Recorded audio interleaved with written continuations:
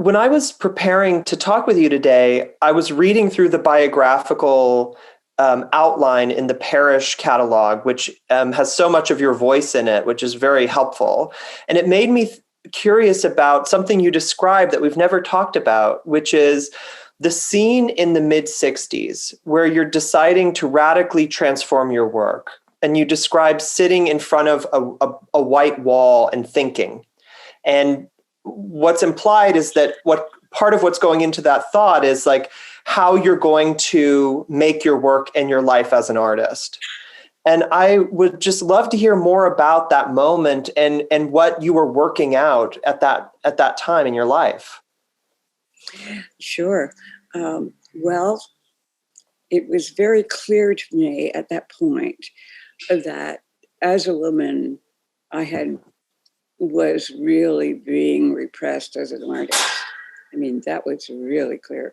When I would be with groups of men and I would talk, I would be invisible. They'd talk over me. I've never had, I'm Canadian. I never had anything like that happen in my life, as well as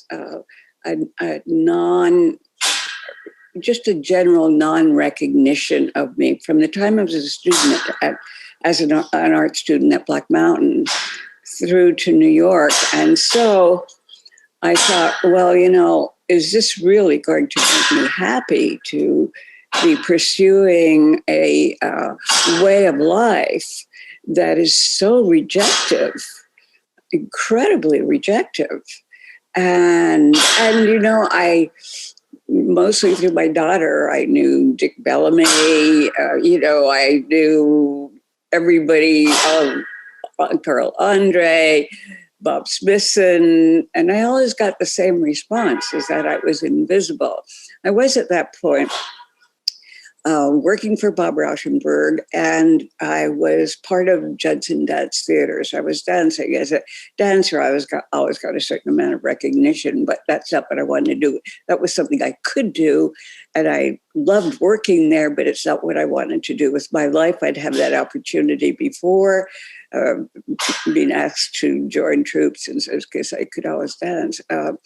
But here I am, all my life from the time I'm a child, just wanting to make art and pursuing that in every which way I knew, and being looked through and counted as absolutely invisible.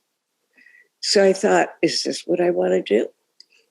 And I didn't exactly know the answer to that. So after work, I pulled up this chair in front of a blank wall, and I just looked at the wall. And I asked myself, just day after day, and I thought it out, is this what I want to do? And I thought about what art meant to me, the everyday of it, and what it would mean if I just, and this is how it seemed at that point, just made work and put it under the bed sort of thing. And it was never visible to anybody. And I did that every afternoon, late afternoon, all summer long, like from May to September. And at the end of that time, and I was feeling it, I was trying to not do it intellectually. I was trying to just get the feelings of what one thing would mean and what another thing would mean. And at the end of that summer, I thought, no, I have to just do work and put it under the bed. That's it, because I've really got to work as an artist. I've got to do what I've got to do. And it was around that point where one day I was working at Judson, and I had always been doing mathematics on my own. And I was working at Judson, and I suddenly understood what to do in my studio in a way that I had never had that clarity before. And I was doing, up to that point, I was doing post-student work.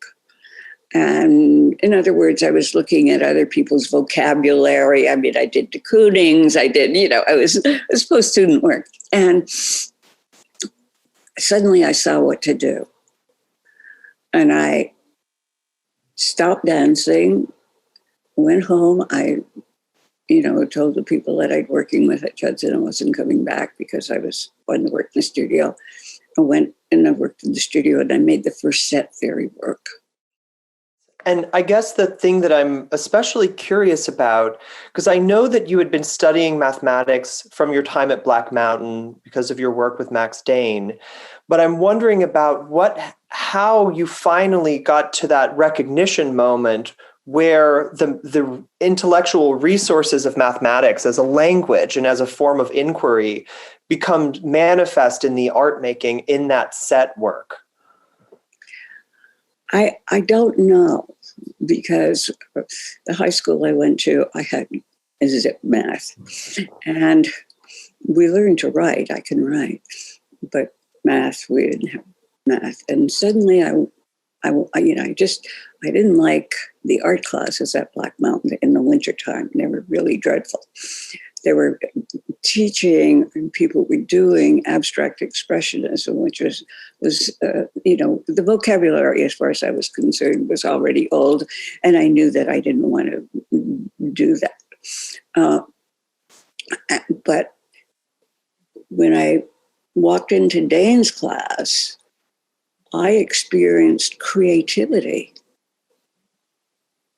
deep creativity, and an inquiry into nature. And I just got glued. I mean, I was so inspired by it, and yet I knew no math. And I've told this story before. I said to Max, I can't take your class. I just don't have enough background for it, because the people there had come from Europe and so on. They were just there to study with Max. And while I was inspired, I only got about 4% of what he was doing. He said, he offered basically to give me tutorials, which he did every day. And he loaned me books. And I was, as I said, I was totally inspired. So I read the books and I did all the problems. I worked like a dog. And I caught up really quickly. I mean, really quickly. And math is a funny thing. It's like being able to draw.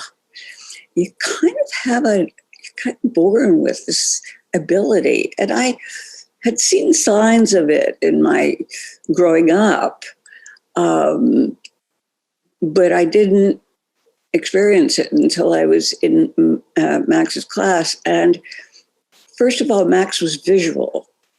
And so he was always drawing on the board. And somehow he imparted into me his ability to visualize equations. And it was a gift beyond belief. And it's wonderful.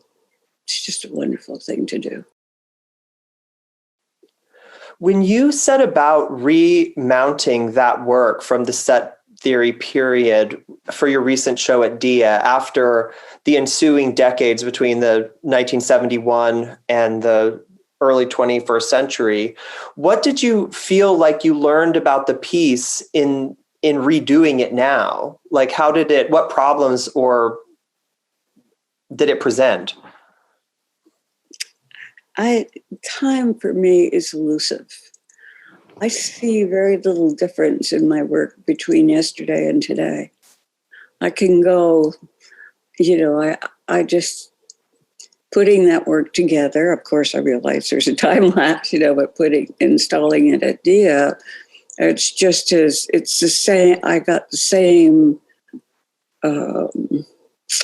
gut feeling when I did it at DIA as I did when I did it originally, when I did it at Museum of Modern Art. Mm-hmm. Yeah. Had any of the terms of the equation changed in terms of its relationship to space or the material components? that because they're standard, either they're glued together, they can't change. But yesterday I was at Dia doing the second part of Domain of the Variable, which involves red grease, and that has to be reinstalled all the time. And I was reinstalling it yesterday, and suddenly I saw visually how to solve the equation differently now. I can't tell you how that works in me. It's, some kind of, it's just like if somebody said to you, what is love? You couldn't define it. It's no one thing. It's a bunch of things. And I saw this work before me, and I did it. And I've installed it about 4 different times now. And I did a completely different installation than I'd ever done. And it just amazed me because I saw that the equation could be solved differently. Mm-hmm. One thing that I want to talk about in terms of solving the equation differently is the work that you've got in your studio now, which is, I guess, categorized as sculpture. Mm. And I want to know how you started making that work and how it evolved for you in the studio. Well, that's, I think as you know, I learned about knot theory with Max Dane, and I've been studying it on and off most of my life. And now, knot theory is big on the scientific hit parade. Everybody's into knot theory. And it's you don't need a lot of mathematics to high school is all you need to do it. And so, Google it because it's really interesting. There are a lot of people talking about it, and they don't talk about actually what the scientists are talking about, what it means, because it turns out we're all composed of knots, and so is the universe.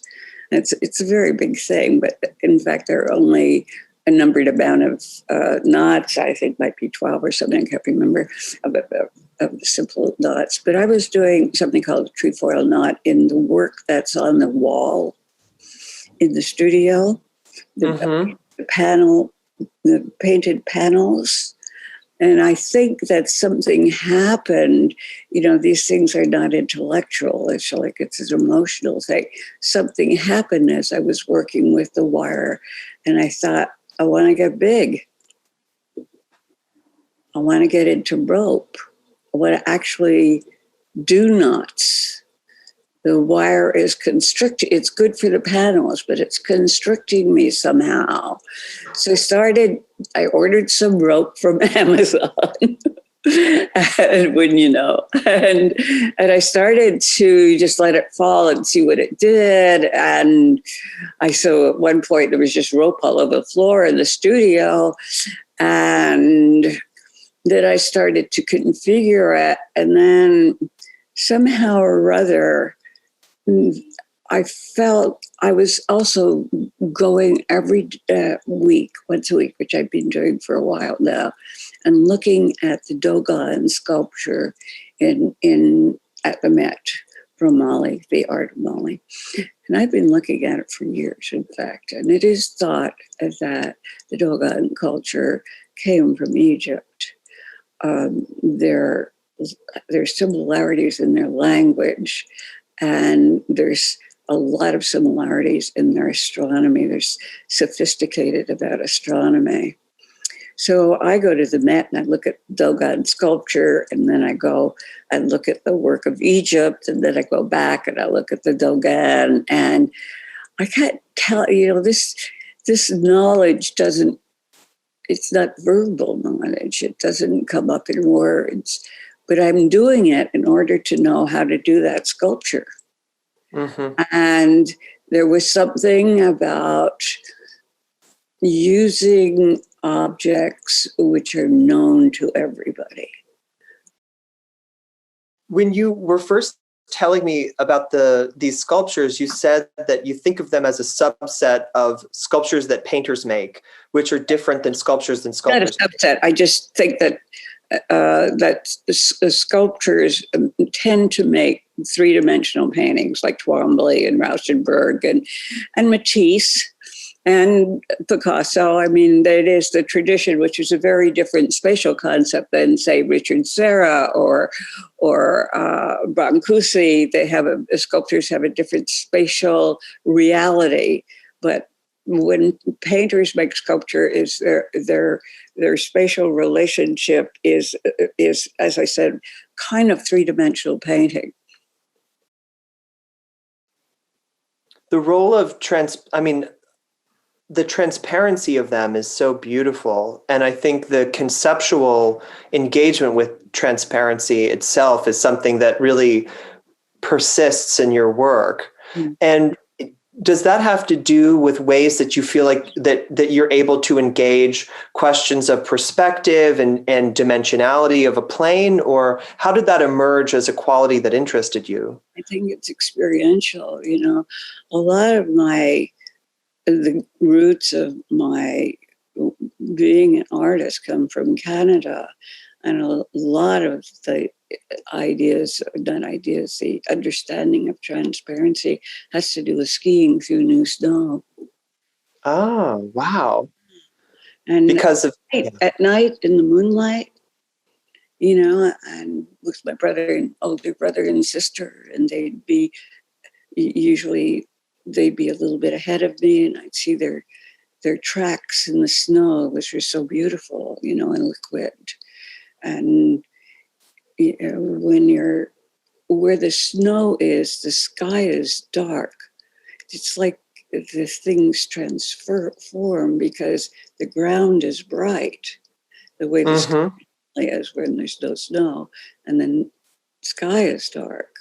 So you're living a kind of reverse situation. The way that you describe that is so beautiful, and it has me thinking for the first time about the connection to atmospheric, sensual, perceptual observations and encounters that you've had, and how that flow into your work, because that's such a precise description of skiing at night and so evocative. Is that something that you feel is like, I mean, obviously it must be so organic, but when you think about the problems that you're solving in the studio, all of that information must be flowing in at the same time that the geometry is. No, but I'm not, but the skiing, when you ski, you're turning your body into geometry. That's how you go. That's right. Yeah. Yeah. When you talked about seeing a different solution to the equation at Dia, when you did the installation, I think part of what I was trying to ask about visuality and mathematics is that doing the knot theory, there's this very interesting thing that happens where the same knot can look like a lot of different things. Like there are the projections of the knot that take different visual manifestations, but it's the same knot. And I think that as a way of approaching an aesthetic problem, or the way we think of aesthetics in art, is very different, because a knot that looks different in art should be a different knot. Let me talk about it from another point of view. Okay. Before you ever read any knot book, you know a lot about knots. You tied up a lot of boats in your life. You've wrapped packages, knots, and there is if you noticed on the book I showed you, there was a beautiful knot on the cover, and that's the knot that sealed Tutankhamun's tomb. It's a spectacular quadruple knot. It's just amazing. So we all really know about knots. Nobody until, I can't remember his name, came along, thought about applying this scientifically. It's like the Greeks knew about atoms, but nobody really went into atomic theory until it began in, I think, the 20s. Serious investigation into it.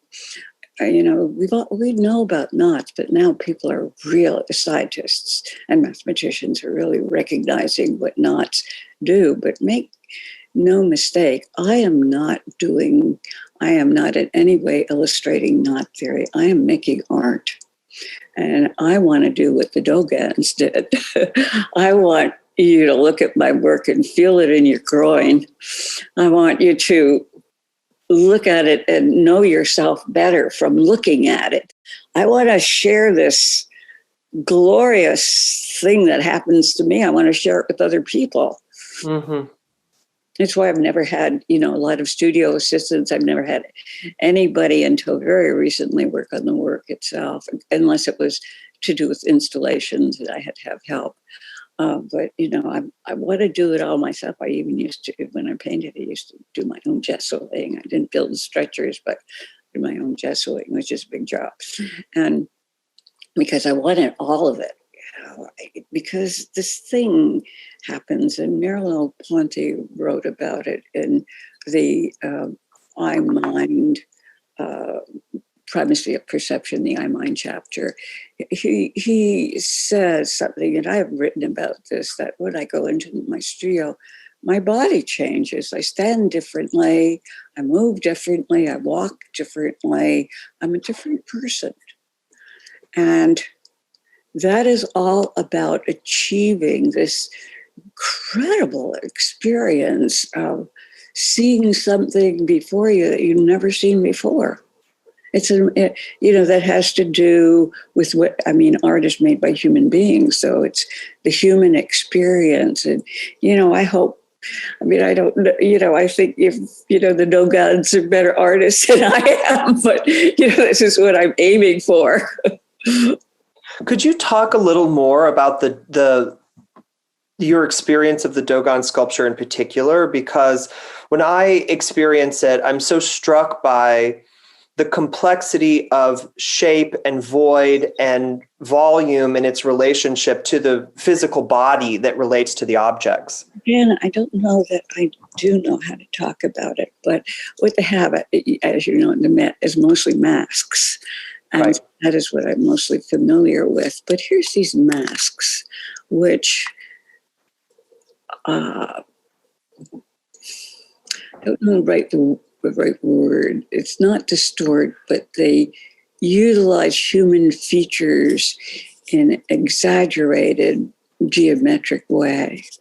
And then on top of that, they paint geometry. And then while they're that's not enough, they put grass beards on the mask, long grass beards.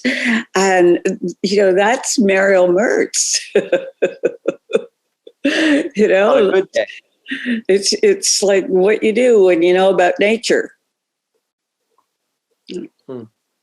One of the body of your work that I've always really responded to, but I don't know that I've ever talked to you about, it has to do with your engagement with the Arena Chapel with Giotto, and that body of work from the late 70s. And I would love to know more about the first time you experienced that place in person, and what it was that you felt like you were coming to terms with in your own work.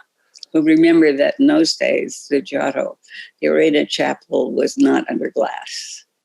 Right. Not under glass, so they were available. Plus, nobody was there. Only me. Nobody went. So this is the very early 70s, I guess. And I have to go back a bit to say that my background in Montreal was that I had a classical training, grind your own pigments and, draw from the figure and all that stuff. So I had always respected that classicism. Now, there was a point in New York when I was separated from my husband and in a very bad kind of emotional state and financial state. And somebody gave me a Giotto book on the Arena Chapel.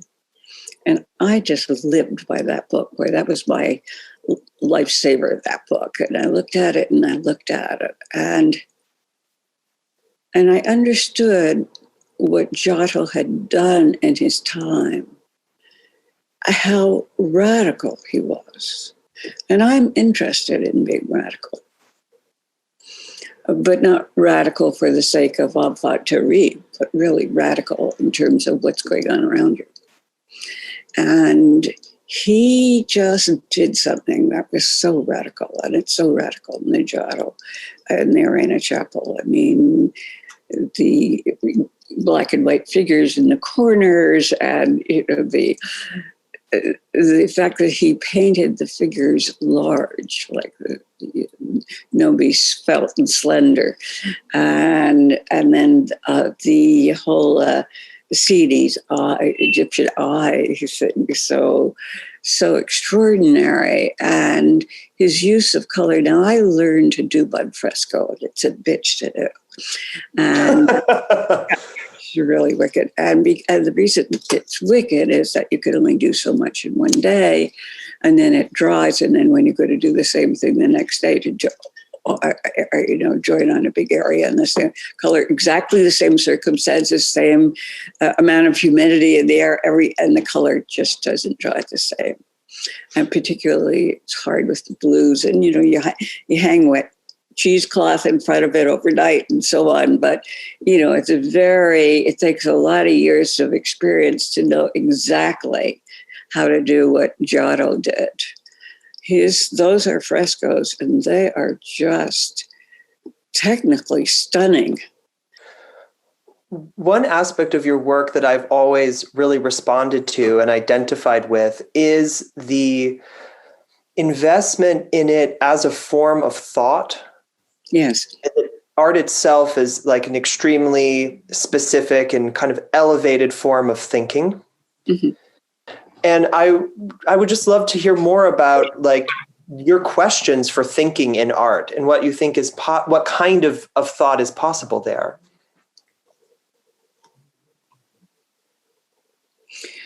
Well, I don't know specifically how to answer that. Again, I can only talk from my own experience, and that is that when I was a little kid, and by this time, I think I was maybe like not so little, probably around 10 or 12 or something like that. And I had a very good art teacher in school. And I looked at art. My mother had these great books on Egypt, which I'd been studying all my life. They were engravings from the Napoleonic expedition, and they were great. And I somehow wandered into them when I was 6 years old. And I studied them the whole time I lived in my parents' house. They were great. And there's something about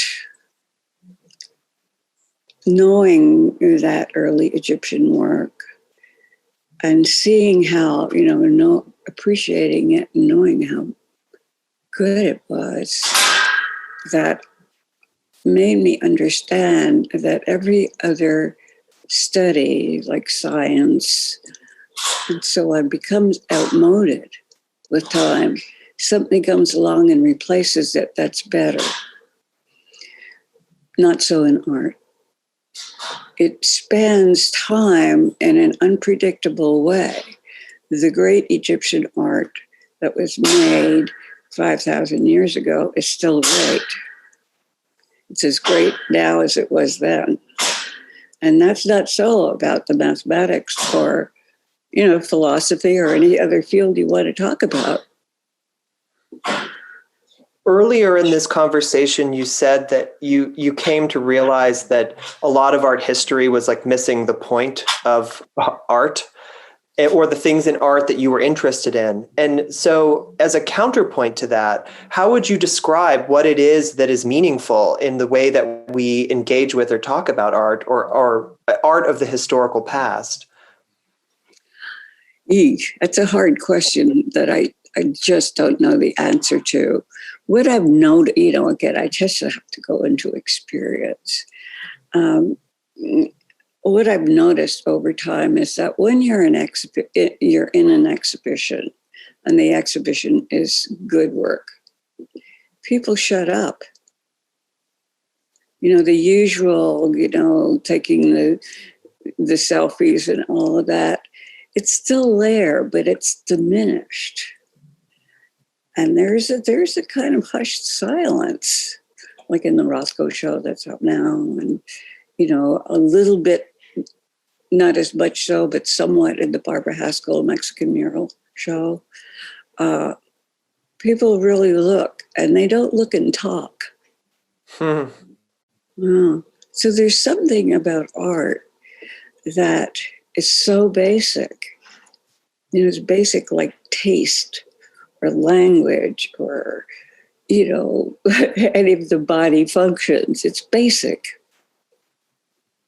And people respond to it when they see that basic because they don't get enough of it. When you had your experience of really confronting in the mid-60s, like, am I going to make this art? What am I going to do with myself? If nobody looks at it, am I still going to make it? Sounds to me, the reason why I wanted to talk about that is it's such a foundational,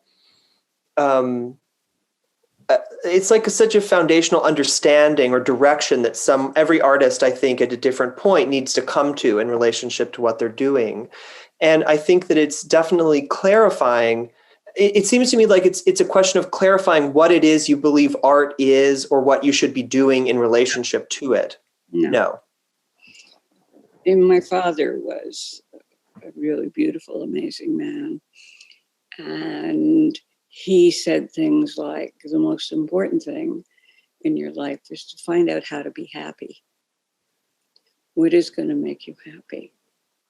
And do what makes you happy.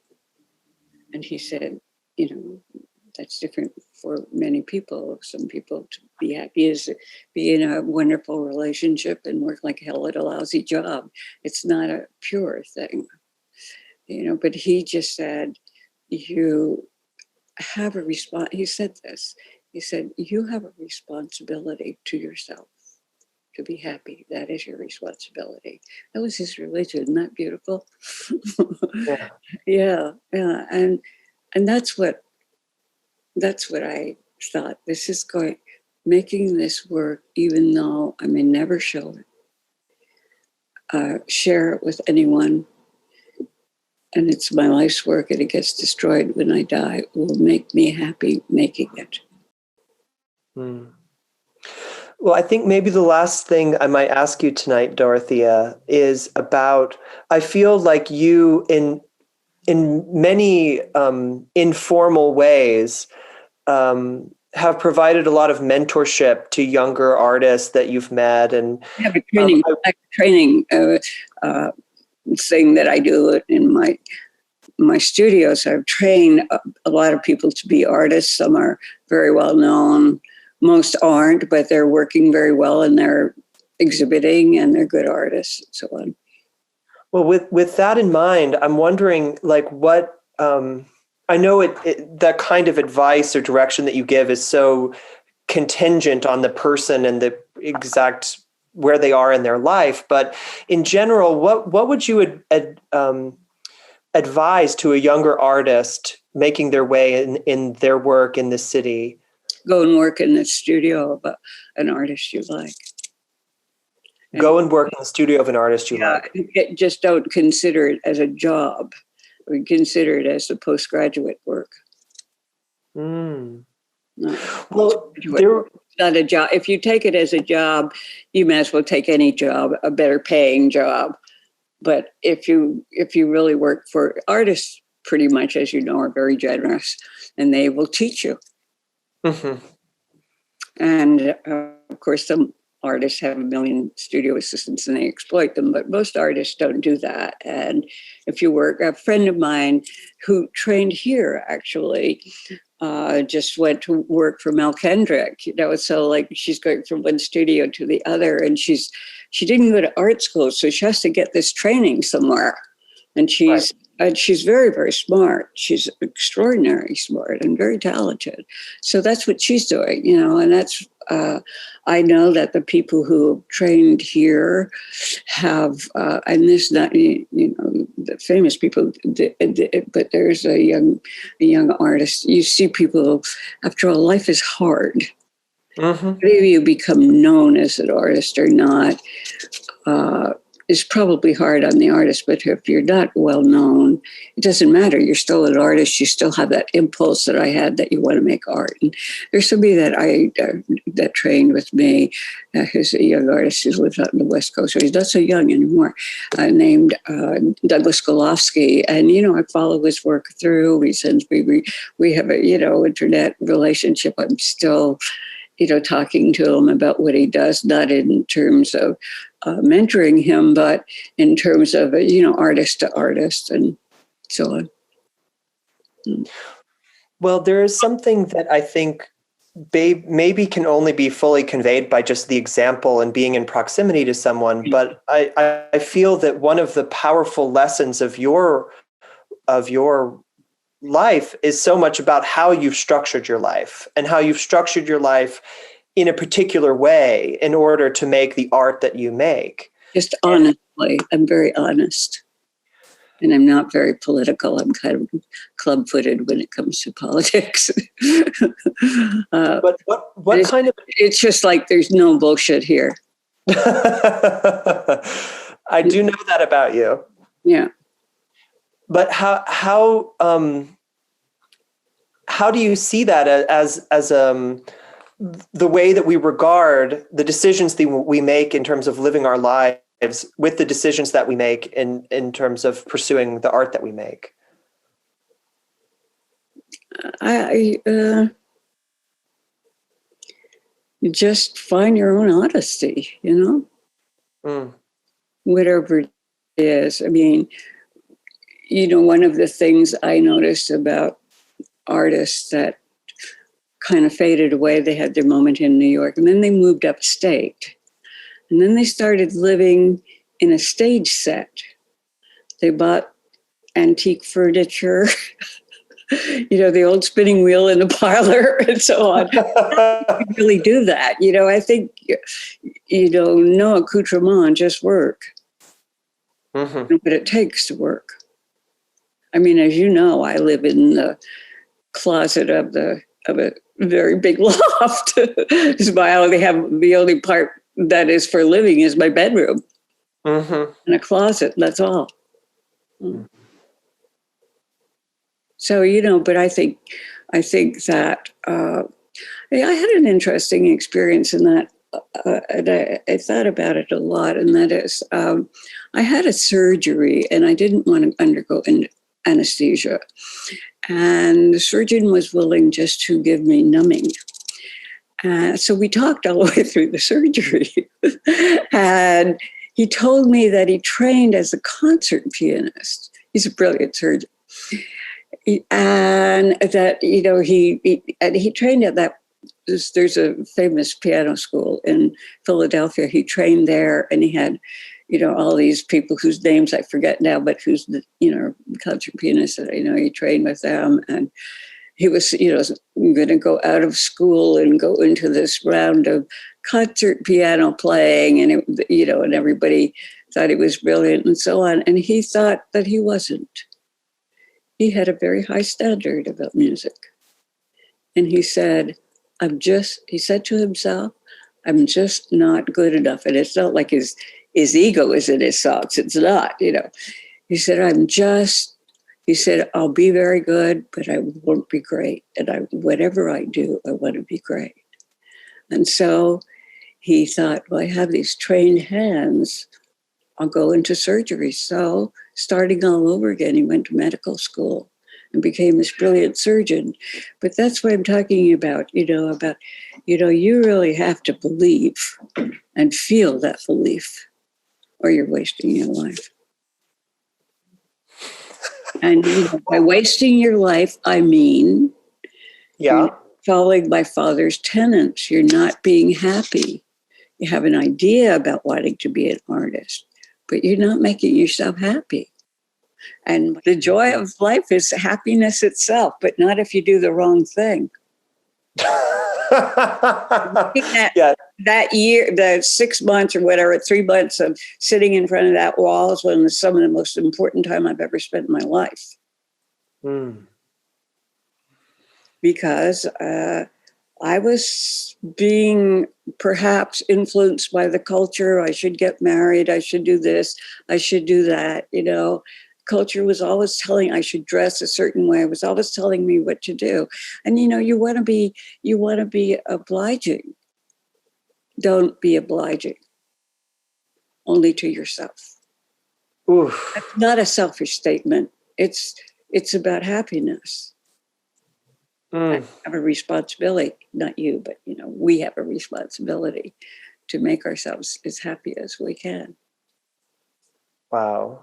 I love that rule. And I love the way that you put it. It's so, I mean, don't be obliging except to yourself. Beautiful rule.